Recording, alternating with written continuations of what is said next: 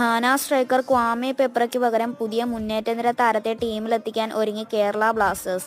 Montenegro താരം ദുഷാൻ ലഗാത്തോറിനെ സ്വന്തമാക്കിയതിന് പിന്നാലെയാണ് ജനുവരി transfer കാലത്ത് തന്നെ വിദേശ താര അഴിച്ചുപണിയാനുള്ള നീക്കം.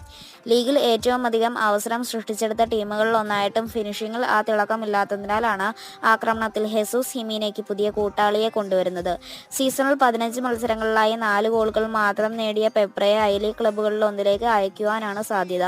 ഡിഫൻസീവ് മിഡ്ഫീൽഡറായും സെന്റർ ബാക്കായും കളത്തിലിറങ്ങുന്ന ദുഷാൻ ലഗാത്തോറിന്റെ വരവോടെ ഫ്രഞ്ച് താരം അലക്സാന്ദ്രെ കൊയിഫ് ടീമിൽ നിന്ന് ഒഴിവാകും. 2026 വരെ കരാറുള്ള മോണ്ടിനെഗ്രോ സെന്റർ ബാക്ക് മിലോസ് ഡുൻസിച്ചിനെ നിലനിർത്തുന്ന കാര്യത്തിലും ടീം സംശയത്തിലാണ്. മിഡ്ഫീൽഡർ ബ്രൈസ് മിറാണ്ടയെ വായ്പാ അടിസ്ഥാനത്തിൽ ഇന്റർ കാശിക്ക് കൈമാറാനും തീരുമാനമായി. ഇതുപോലുള്ള സ്പോർട്സ് വാർത്തകൾക്കായി ഈ ചാനൽ സബ്സ്ക്രൈബ് ചെയ്യാൻ മറക്കരുത്. മറ്റൊരു വീഡിയോയിൽ കാണാം ഗൈസ്. Okay bye. ഇതിനാടാ ഇനി നീക്കണ ഒക്കൂടെ.